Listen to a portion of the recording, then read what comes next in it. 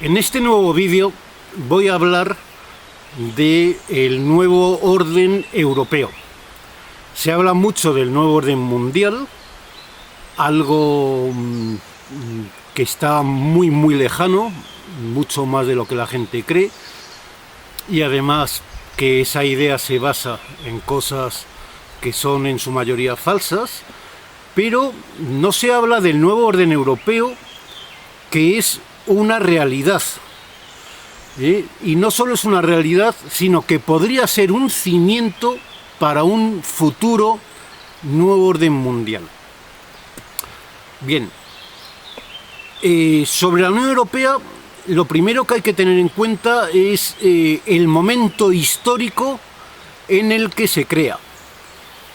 Aunque se basa, hay precedentes en la Comunidad Económica Europea, pero la Unión Europea va mucho más allá. Bien, la Unión Europea se crea en 1993. Hay que recordar que 2 años antes ocurren hechos históricos. En 1991 se desintegra la URSS, la Unión de Repúblicas Socialistas y Soviéticas, por un lado, y por otro lado quiebra la economía sueca. Suecia era el símbolo del estado de bienestar y Suecia ha sido el único país del mundo que, no comunista, lógicamente, donde el macroestado ha superado el 60% del PIB. Y precisamente el macroestado fue la causa de esa crisis sueca, y se puede decir de alguna forma que fue el que marca el fracaso del estado de bienestar que luego incluso las instituciones han reconocido. Bien, además se crea en un momento, probablemente ese momento histórico, había una oportunidad única para crear el macroestado, y había por otro lado una amenaza. En cuanto a la oportunidad, está relacionada precisamente con la caída, la desintegración de la URSS, y por tanto de alguna forma la pérdida de alternativa a las democracias con economía de mercado, por un lado, y la oportunidad estaba precisamente en atraer todos esos países que se crearon después de la desintegración de la URSS, lo que son los países de Europa del Este. Por un lado. Y por otro lado, la amenaza clara estaba en China. China, desde hacía ya años, había iniciado el camino para convertirse en la mayor potencia económica mundial. Cosa que ya había sido durante muchos siglos. Lógicamente, eso amenazaba el dominio que tiene Europa en muchísimas cuestiones a nivel mundial, entre otras cosas en el comercio internacional. Bien,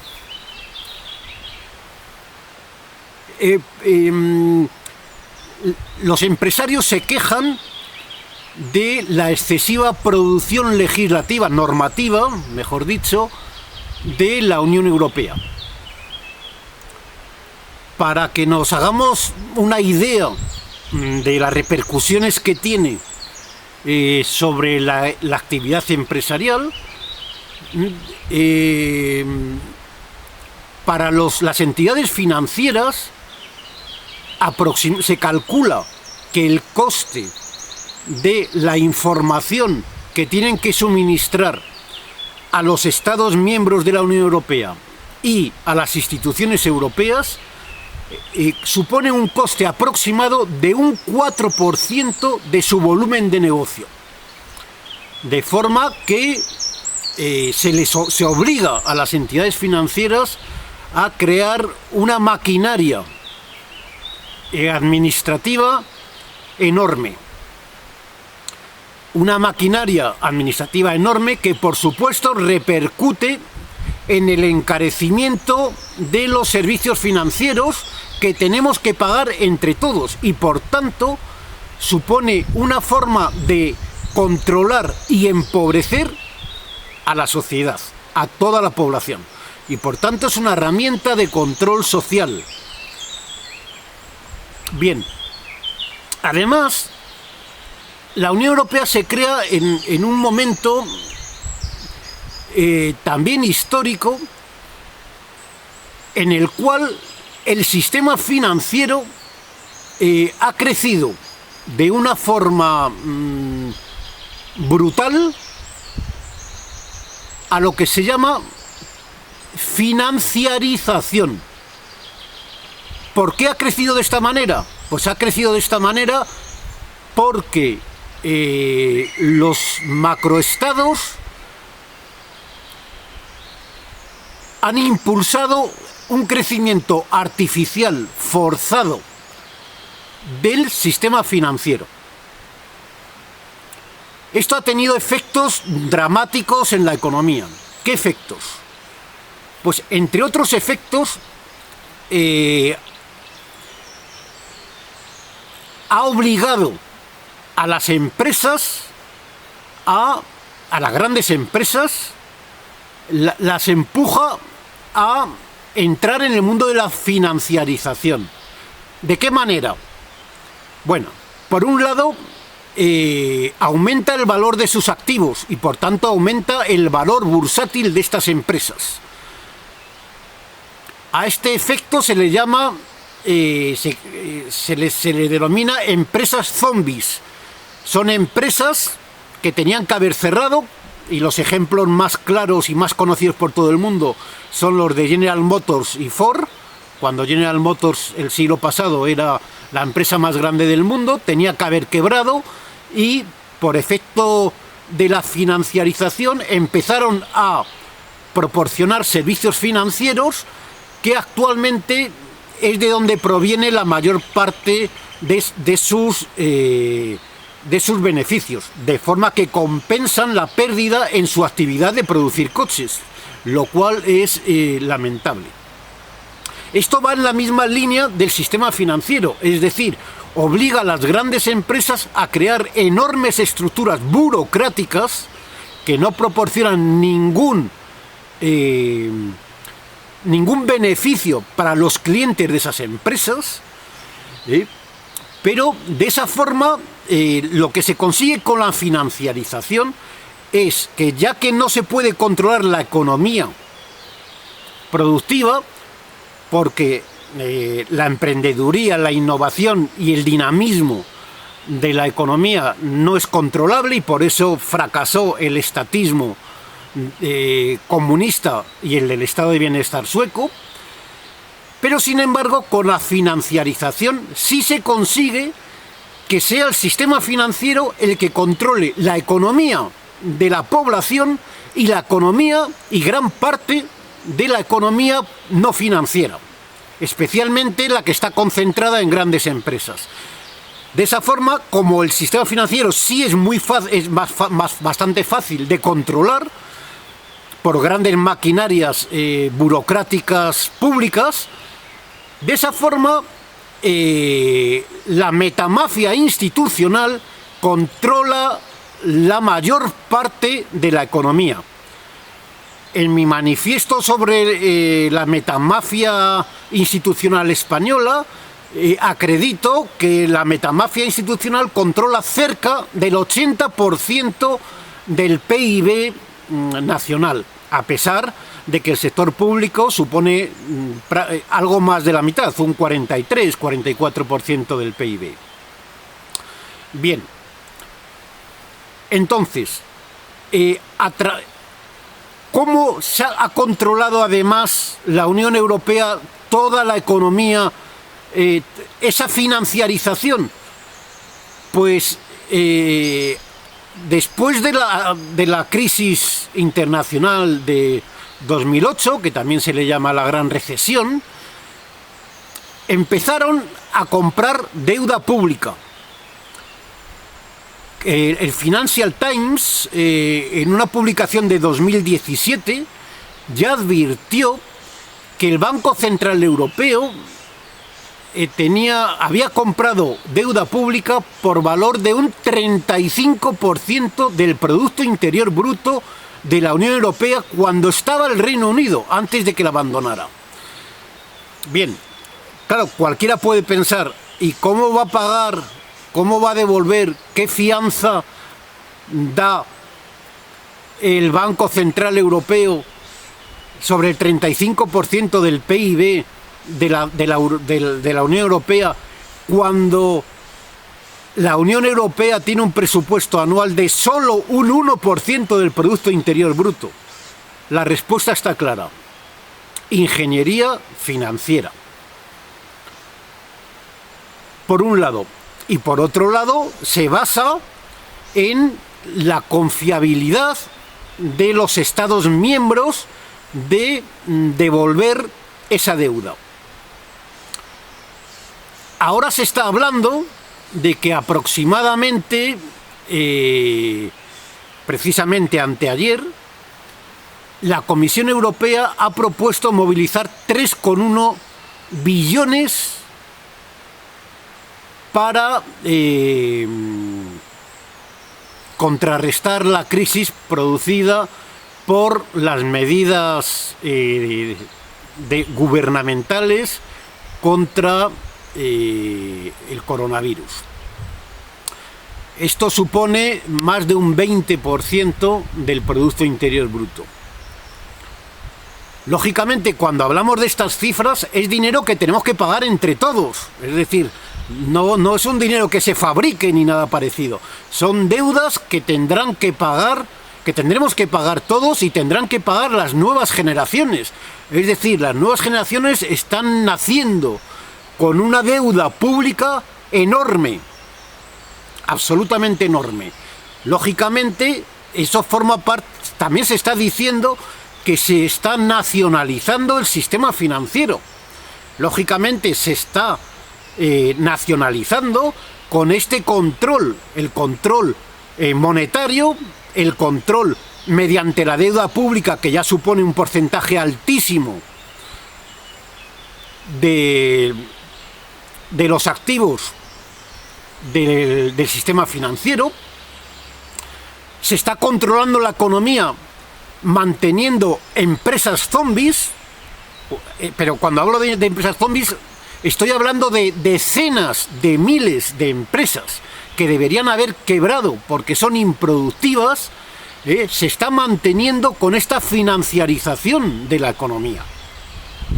Y por tanto estamos hablando de que la metamafia institucional liderada por la Unión Europea está limitando la capacidad productiva, está limitando la capacidad de emprendimiento, está limitando la capacidad de innovación, está limitando la capacidad de crear riqueza, está, en definitiva, está limitando el progreso de todos. Está creando una economía decadente. De hecho, en 2010 se publicó un informe de expertos encargado por la Unión Europea, en el cual se decía que en todos los países de la Unión Europea se percibe que las actuales generaciones de jóvenes están viviendo peor que la de sus padres.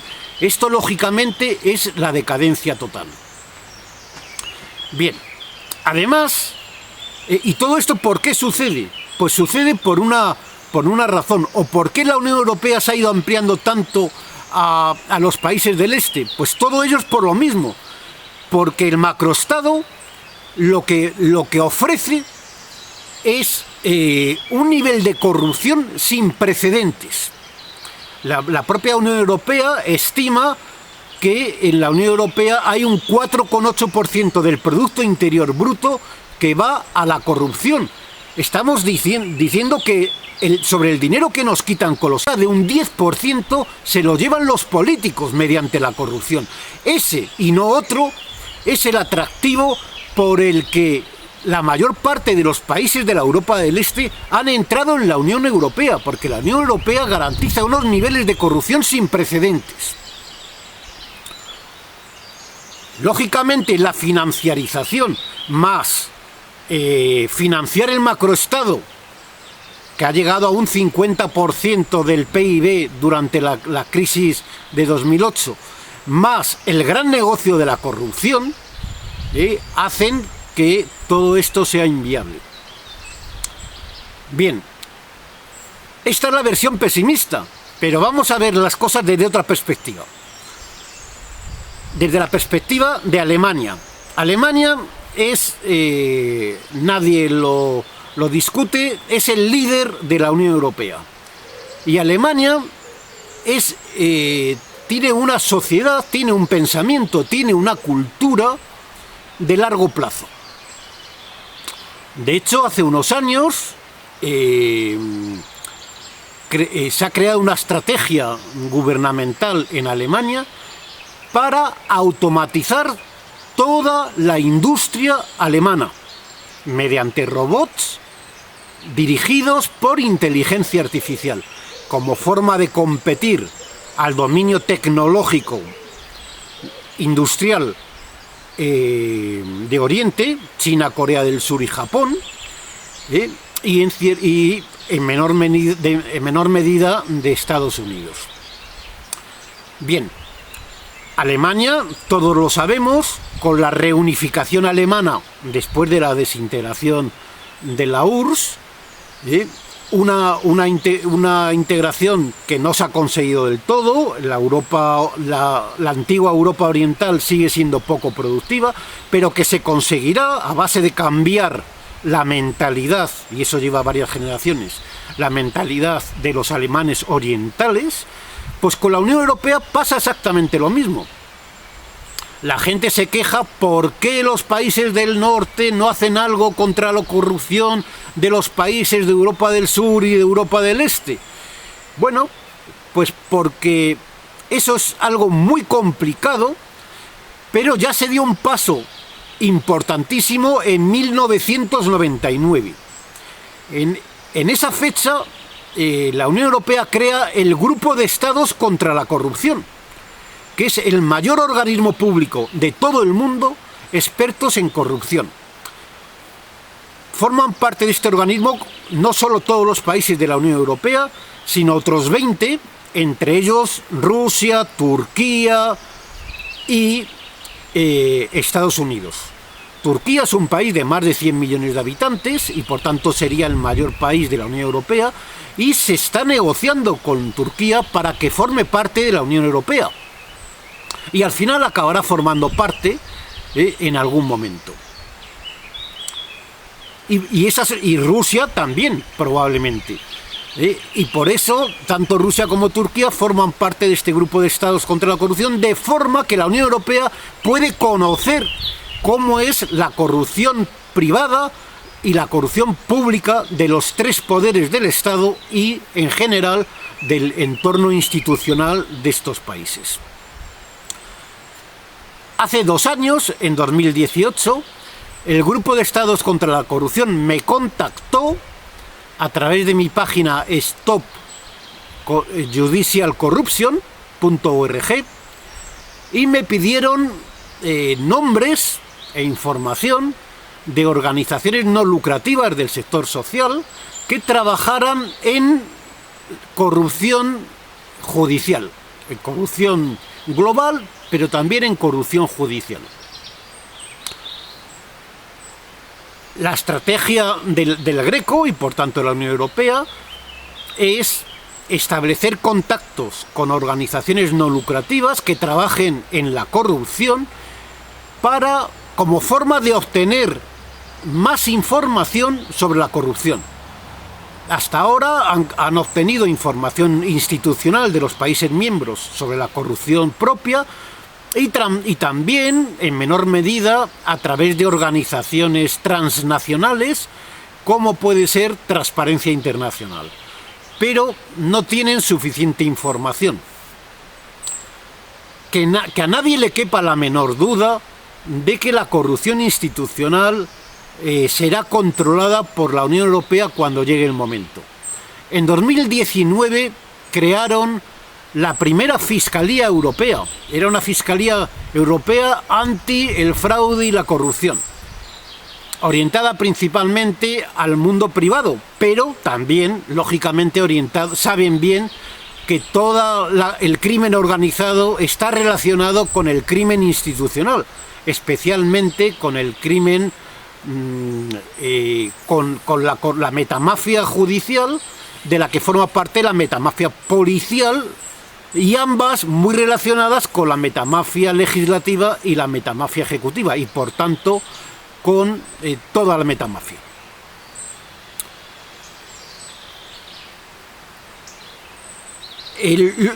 Lógicamente la Unión Europea nos lleva hacia...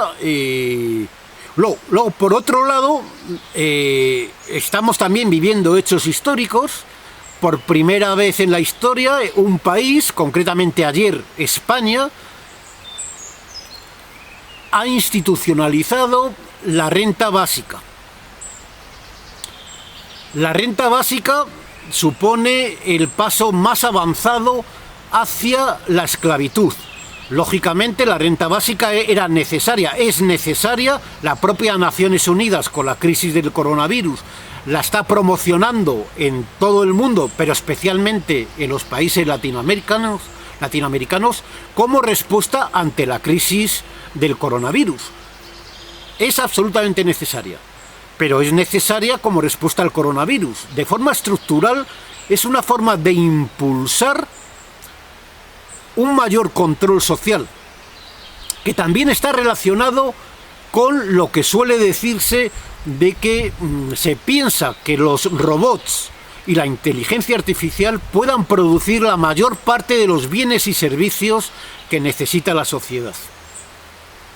Y también está relacionado con esa idea del genocidio, de que sobra gente en la humanidad, y por tanto la guerra bacteriológica puede servir para disminuir la población en todo el mundo.